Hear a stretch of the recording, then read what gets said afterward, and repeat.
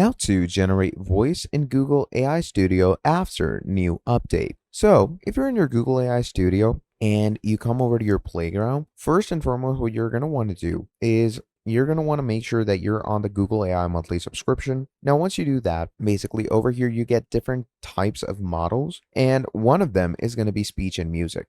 And in speech and music, you get things like text to speech, vocalize, adjusting tones, and all these different types of things. And you can find them all here right in your playground once you have updated yourself to the newer, version of Google API or Google AI. Okay, and it will depend on you. As you can see, you have all these different models like 3.6 Flash, 3.1 Flash. Now, mostly you're gonna get the live translate preview available in 3.5. That is right here. And you can simply talk to this AI and they're going to work around with you as well. As you can see, a real-time speech-to-speech translation model, etc. And you can work around with it pretty easily. You can work along different models. You can work along different stylings of inputs, etc. So basically, that is how you're going to use your text-to-speech. Thank you for watching all the way till the end, and I'll see all of you next time. Have a great day. Goodbye.